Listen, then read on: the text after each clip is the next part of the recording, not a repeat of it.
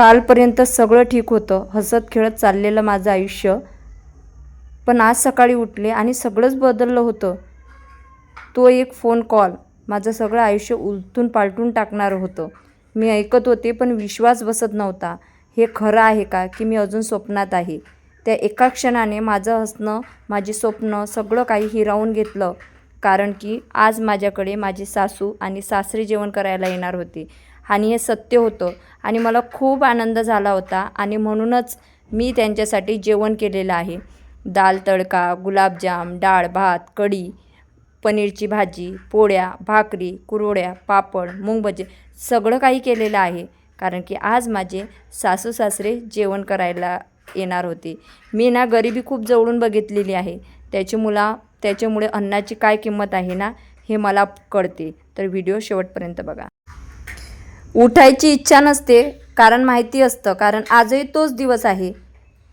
कधी कधी वाटतं बस एक दिवस स्वतःसाठी जगावं, पण जबाबदाऱ्या मला थांबू देत नाही. घर, मुलं, सगळ्यांची काळजी.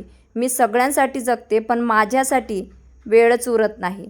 स्वागत आहे तुमचं माझ्या चॅनलवर, ज्याचं नाव आहे मोहिनी हजारे. सकाळ झालेली आहे आणि सकाळ झाल्यानंतर बाहेरचं वातावरण तुम्ही बघू शकता किती सुंदर दिसत आहे ना. मीही थकते, मीही रडते. माझं रडणं कुणालाच दिसत नाही, कारण वन मॅन आर्मी शो आहे. तिथं जगावंही लागणार, उठावंही लागणार आणि लढावंही लागणार. त्याच्यानंतर स्वराला जायचं होतं स्कूलमध्ये आणि स्वरासाठी मी इथं करत आहे चपात्या आणि भाजी ऑलमोस्ट शिजलेली होती, फक्त चपात्याच टाकत होती. आणि का कुणास ठाऊक मला असं वाटलं की आज खूप वेगळा दिवस आहे, आज मला काहीतरी करून दाखवायचं आहे. कधी कधी मी स्वतःला आरशात बघितलं ना की मी वेगळीच दिसते. मी ना आधी स्वप्न बघत होती, माझ्या काहीतरी इच्छा होत्या, पण ते ना कुठंतरी सगळं माझं हरवलेलं आहे आणि मी सुद्धा हरवलेली आहे असं मला वाटत आहे. कारण मी जगत आहे तर ते फक्त दुसऱ्यासाठी, स्वतःसाठी तर माझं जगणंच होत नाही आहे. पण मला थांबायचं नाही आहे, कारण माझ्यावर विश्वास ठेवणारे जे लोक आहेत ना ते माझ्यासाठी नाही पण त्यांच्यासाठी तरी मला मजबूत राहायचं आहे. तर आज गुरुवार होता आणि आज मी सगळ्यात पहिले उंबरठा पूजन केलेलं आहे. कारण या फ्लॅट चेंज केला तेव्हापासून उंबरठा पूजन काही होतच नव्हतं, परंतु म्हटलं चला आज उंबरठा पूजन करून घेऊया. आणि काल अचानक भयानक हे ठरलं की मला वृद्धाश्रमात जेवण द्यायचं आहे. आता प्लॅनिंग तर ठरलं होतं, परंतु एवढा मोठा स्वयंपाक कोण करणार हे पण टेन्शन होतं. परंतु इट्स ओके, स्वामी आहेत ना तर ते त्यांचं बघून घेत आहेत की कसं करायचं. मी थकते पण मी थांबत नाही, कारण मला जबाबदाऱ्या थांबूच देत नाही. बरोबर ना. सगळ्यांना वेळेवर जेवण मिळालं की कोणी विचारत नाही तू थकली आहेस का, पण त्यांचं पोट भरलं हे पाहून मात्र प्रत्येक स्त्रीला समाधान मिळतं. तर मला ना आज वृद्धाश्रमात जेवण द्यायचं होतं. म्हणजे आता अक्षय तृतीया आहे, तर माझ्या आईनं सांगितलं होतं की तुझ्या सासूला पान टाक. परंतु माझं असं म्हणणं आहे, मेल्यावर त्या माणसाला पान टाकल्यापेक्षा जिवंत जे लोक आहे ना त्यांच्यासाठी करा ना तुम्ही अन्नदान वगैरे, काय करायचं आहे काय नाही. तर त्याच्यामुळंच मी आज स्वयंपाकाची अरेंजमेंट केली होती. तर ऑलमोस्ट माझ्या सोसायटीमधल्या त्या माझ्या ताई बहिणी आहेत, त्यांनी मला भरपूर अशी मदत करू लागली. म्हणजे त्यांनीच भाजी केली, डाळ भात त्यांनीच केला, त्याच्यानंतर चपात्या भाकरी त्यांनीच केल्या. मी फक्त गुलाबजामुन केले आणि कढी केली, बाकीचं सर्व काही त्या दोघींनीच मला अरेंजमेंट करू लागली. कसं आहे, स्वामींसेवत आपण जर स्वामींच्या भक्तांना जेवण देत आहोत तर स्वामींना माहिती होतं की मोहिनीच्याने एवढं ॲडजस्ट होणार नाही, म्हणून त्यांनी त्यांच्या मदतीसाठीच म्हणजे जेवणाच्या मदतीसाठी स्वामी भक्त पाठवलेले होते. तर आम्ही मस्तपैकी मटार पनीरची भाजी केली होती आणि इथं भाजी करायला सुरुवात केलेली होती. सगळ्यात अगोदर तेलामध्ये टोमॅटोची कांद्याची पेस्ट टाकली होती आणि नंतर शूट घ्यायला कोणीच हजर नव्हतं, कारण मी ना संध्याकाळचं जेवण ठेवलेलं होतं, ते आहे की संध्याकाळी 8 वाजता. त्याच्यामुळे दुपारी 2 ते 3 वाजता आम्ही स्वयंपाकाला सुरुवात केली होती, म्हणून एवढे काही प्रॉपरली शूट घेणं झाले नाही आहेत.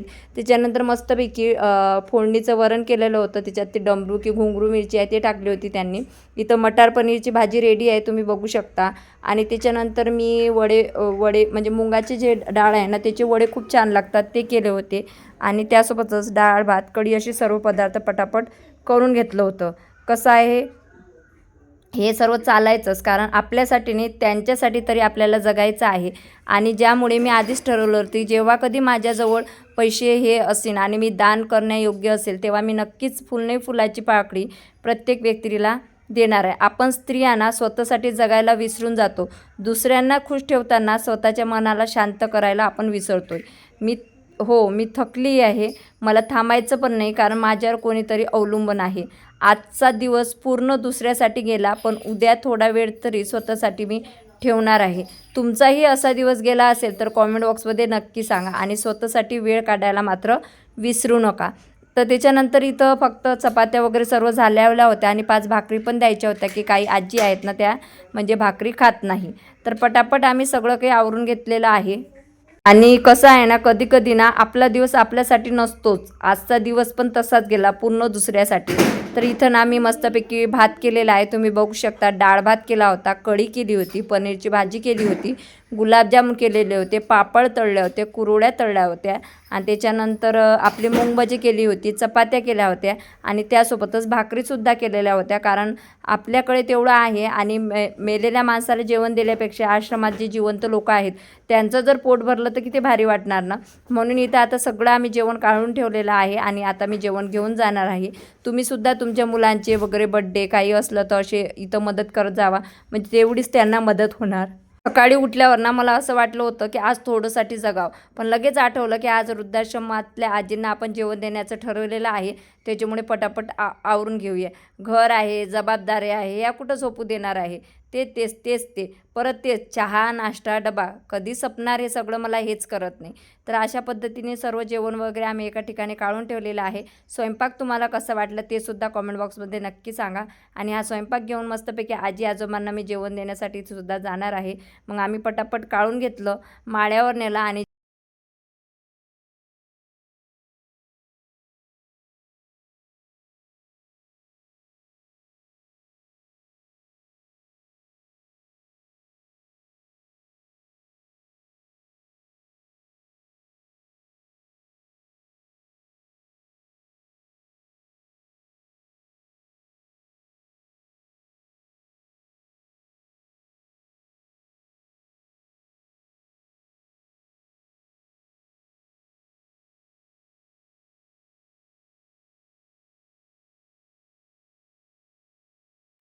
स्वयंपाक करताना मला खूप वैताग आला होता आणि मनात एक विचार येत होता, मीच का सगळं करते, बस झालं आता, रोज रोज तेच ते नाही चांगलं वाटत.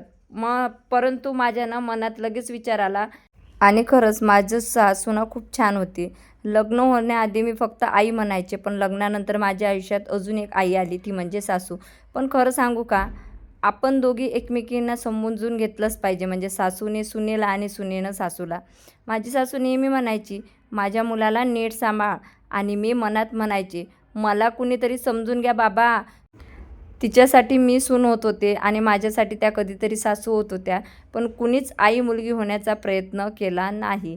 कारण जोपर्यंत सासू आई बनत नाही ना, तोपर्यंत सूनसुद्धा मुलगी होण्याचा प्रयत्न करत नसते. नातं बदलायला ना मोठं काही वेळ लागत नाही. फक्त थोडंसं प्रेम, थोडीशी समजूत आणि थोडासा अहंकार बाजू ठेवावा लागतो. आणि मग माझ्या सासू जरी गेल्या असेल तरी पण त्या त्यांच्या मुलाच्या रूपात नेहमी माझ्यासोबत राहतीलच. आणि आता अक्षय तृतीया आहे, तर आई बोलली होती अग्निघास, त्याच्यापेक्षा मी विचार केला की या सगळ्यांना जेवण देऊया, गोड वगैरे सर्व काही. आणि त्यासोबतच त्यांना गिफ्टमध्ये मी नाईट गाऊन म्हणजे गाऊनसुद्धा देणार आहे. तर इथं आता आम्ही जेवण वाढण्याची सुरुवात करत आहे. कारण सासू सून नाही, आपण दोघीही एकाच घरासाठी जगणाऱ्या 2 स्त्रिया असतात, बरोबर ना. त्याच्यानंतर इथं सगळ्या आजी आजोबांना वाढून वगैरे दिलेलं आहे, तुम्ही बघू शकता. आणि जास्त तर नाही, परंतु 20च्या आसपास इथं आजी आजोबा आहे.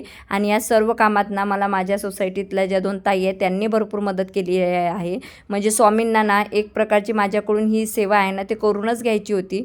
म्हणूनच त्याच्यामुळे त्या 2 ताई आहेत त्यासुद्धा वेळेवर आल्या, त्यांनी पण मदत करू लागली. कारण एवढा मोठा जो स्वयंपाक आहे ना तो मला झेपावला नसता, परंतु त्या ताईमुळे ते सर्व शक्य झालं. त्याच्यानंतर आम्ही सर्वांना जेवण वगैरे दिलं. नमस्कार सर्वांना. आज मी बिना मेकअपची आहे, कारण 2 वाजतापासून स्वयंपाक करत होती आणि स्वयंपाक मी केलेला होता, पण मला भीती होती की स्वयंपाक कसा होणार. तर आता ह्या सर्वजणी स्वयंपाकाचा रिव्ह्यू देतील ह्या सोडून, कारण यांचं अजून जेवण बाकी आहे. चला, स्वयंपाक कसा झाला आणि काय आवडलं ते सांगायचं. सगळं नाही, एक स्पेशल डिश सगळ्यात जास्त आवडली जी. काय आवडलं? सगळे पदार्थ छान झाले. मला खिचडी भात, भजी आणि कढी खूप आवडली. तुम्हाला काय आवडलं? मला सगळं आवडलं. गुलाबजाम, खिचडी, आणि भजी पापड हो सगळं आवडलं मला. उपीट दिलं होतं एक दिवस. हो खूप आवडलं मला. अजून लक्षात राहिलं. अजून आठवणी त्यामुळे उपीटची आठवण येते ना. यांचा केली. हा, या आजी. स्वयंपाक खूप छान झाला आहे, सक्सेसफुल. Thank you so much. तुमचा असाच आशीर्वाद राहू द्या की आपण नेहमी मदत केलीच पाहिजे. आणि तुम्हाला याबद्दल ऑर्डर मिळू दे. बापरे. आणि तू म्हाताऱ्या लोकांचं इतकं कौतुकाने केलं हे जास्त विशेष चांगलं काय. खरंय खरंय. दर वेळेला मोहिनीताई म्हणजे खरं तर आश्रमात काही अडचण असली, स्वयंपाकाला वेळ नसेल किंवा काही कुणी येणार जाणार असेल आणि खूप गडबड असेल तर अशा वेळेला पण आम्ही हक्काने सांगतो की मोहिनीताई आज आमच्यासाठी नाश्ता पाठव, सगळ्या आजी आजोबांसाठी, किंवा एखाद दिवशी स्वयंपाक बनवून पाठव. हे सगळं ती खूप प्रेमाने कौतुकाने आणि खूप आपलेपणाने करते. गळ्यातलं माग टाकलं. गेलं असेल ते माग खेळत खेळपणाने करते. हे नवरा पण असाच गोल फिरतो आणि ते पण घर फिरतं. अन्नपूर्णा सुखी आपल्याला हा आशीर्वादच पाहिजे, बाकी आपल्याला काहीच नाही पाहिजे. आशीर्वाद महत्वाचा आहे. झालं का चांगलं. सगळ्यांचा फोटो घेऊन घे. आणि सर्वांना जेवण एवढं आवडलं होतं ना, खूप आवडलं होतं. आणि त्यांना जेवण वगैरे दिलं आणि फायनली घरी आलेली आहे. तुम्ही बघू शकता. कंटाळा तर एवढा आला होता, परंतु त्यांच्या चेहऱ्यावरचं जे समाधान होतं ना, ते बघून खरंच खूप आनंद झाला. त्यांना जेवण वगैरे दिलं आणि जेवण वगैरे दिल्यानंतर माझ्या ज्या मैत्रिणी आहेत त्यांचं जेवण बाकी होतं आणि बाकीच्या ज्या दोघींनी मला म्हणजे मदत केली होती त्यांना जेवण वगैरे देऊन त्यांच्या घरच्यांसाठी सुद्धा डबा वगैरे देऊन त्या गेल्या होत्या. आणि इथं ना माझ्या अजून 2 मैत्रिणी आहेत ना, त्या जेवण करायला येणार होत्या, म्हणून त्यांच्यासाठी मस्तपैकी गरमागरम मूग भजे तळून घेतले आणि तेवढ्याच लाईट गेली. मग मोबाईलची बॅटरी लावली आणि त्याच्यावर मी भजे वगैरे तळून घेतलेले आहे. भांड्यांचा राडा तुम्ही बघू शकता की भांडे किती मोठे होते, काही सुचत नव्हतं, कारण भरपूर दिवस झाले ना, भरपूर दिवसानंतर असा कार्यक्रम मी घरात घेतलेला आहे. आणि आई असली की आई सर्व अरेंजमेंट करते, त्याच्यामुळे मला काही म्हणजे उमगतच नव्हतं की कसं करायचं, काय करायचं. खरंच एकट्या स्त्रीला काम करणं खूप कठीण असते, परंतु स्वामींचा आशीर्वाद होता, तुमचा सर्वांचा सपोर्ट होता, त्याच्यामुळे खूप छान दिवशी आम्ही अन्नदान केले आहे वृद्धाश्रमाला. तुम्हीसुद्धा अशा गरजू लोकांना मदत करा, त्याच्यामुळे किती छान वाटते हे तुम्हाला कळणार आहे. तर मी इथं त्या खालच्या ताईला टिफिन देत होती, ते बोलल्या होत्या की मी नेत नाही, पण मी म्हटलं मी तुमच्या नावाचा सुद्धा स्वयंपाक केलेला आहे आणि फेकून दिल्यापेक्षा कोणाच्या जरी पोटात गेला तर मला आनंद होणार, त्याच्यामुळे तुम्ही असं बोलू नका, तुम्ही जेवण करून घ्या. तर उरलेलं जे अन्न होतं म्हणजे जेवण ज्या लोकांचे बाकी होते त्यांच्या घरी मी स्वतः डबा वगैरे नेऊन दिला, कारण की कसं आहे की आमच्या घरी फक्त स्वरा, मी आणि स्वराचे जेवणारे होतो. एवढी मोठी भाजी आम्हाला लागत नव्हती, त्याच्यामुळे ते अन्नाचा सर्व मी वाटप करून दिला. त्याच्यानंतर सर्व गॅस ओटा वगैरे भांडी वगैरे आवरून घेतली आणि ती बेसिंगजवळ ठेवली. ती भांडी वगैरे सुद्धा घासून घेतली पटापट. आणि जोपर्यंत मी भांडी घासत होती ना तोपर्यंत म्हणजे आजच नाही, नेहमी स्वराज हा जागरण करत असतो, तो झोपत नाही, कारण त्याला माहिती आहे की मम्मी झोपलेली आहे. म्हणजे आता तो झोपत नाही तर आधी तो झोपतच होता. आणि जोपर्यंत माझी कामं होत नाही ना तोपर्यंत स्वराज काही झोपत नाही. आणि भांड्यांचा एवढा मोठा राडा ठेवून तर मी झोपणार नव्हती. साधारणतः 30 ते 35 लोकांचा स्वयंपाक होता, त्याच्यामुळे भांडी पण तेवढीच निघणार होती. तर पटापट इथं भांडी वगैरे मी सर्व घासून घेतली आणि जोपर्यंत मी भांडी आवरत होती ना तोपर्यंत स्वराज माझ्या आजूबाजूलाच खेळत होता. आणि स्वराची जर गोष्ट केली तर स्वरा पटकन झोपत असते, तुम्हाला कोणत्याच व्हिडिओमध्ये स्वरा दिसणार नाही, कारण तिचं कसं आहे जेवण वगैरे केलं की तिचा अभ्यास, तिची रूम आणि ती झोपून जाते. आणि मी पण तिला म्हणत असते झोप, कारण की आता सध्या अभ्यासाचे वगैरे दिवस आहे, पेपरचे वगैरे. आणि स्वराज नाही तर कॅमेरा चालू होता, त्याच्यामुळे बघा काय नाटकबाजी करत होता, येऊन काय झोपत होता, खोड्या काय दाखवत होता. माझं त्याच्याकडेच लक्षच नव्हतं. जेव्हा मी एडिटिंग करायला हा ब्लॉग घेतला ना तेव्हा मला कळाला की हा नाटकबाजी अशी करत होतं, कारण त्याला अक्षरशः भरपूर अशी झोप येत होती. परंतु मला या गॅस कट्टा रिकामा करायचा होता, कारण इथं भरपूर भांडी पडलेली होती. जर ही भांडी रात्रीची राहू दिली तर पूर्ण दिवस उद्याचा पण खराब जाणार होता, त्याच्यामुळे मी असा विचार केला. आणि तसा पण माझा मैत्रिणीचा एका कॉल चालू होता, म्हटलं भांडे घासता घासता तेवढाच आपला टाईमपास होणार, आपली भांडी पण होणार आणि दुसरं म्हणजे आपला पसारा पण आवरायला होणार. तो व्हिडिओ बघून भरपूर जणांना चांगलं वाटलं की चांगलं केलं म्हणून. तर थँक्यू सो मच, कारण एखादा जर चांगलं काम करत असेल आणि त्याला चांगलं म्हणण्यासाठी तुम्हीसुद्धा तेवढेच चांगले लागले म्हणजे पाहिजे मनाने गुणाने, तेव्हाच तुम्ही दुसऱ्या व्यक्तीची तारीफ करू शकता किंवा दुसऱ्या व्यक्तीला तुम्ही थँक्यू म्हणू शकता. बरोबर ना, ते कमेंट बॉक्समध्ये नक्की सांगा तुम्ही.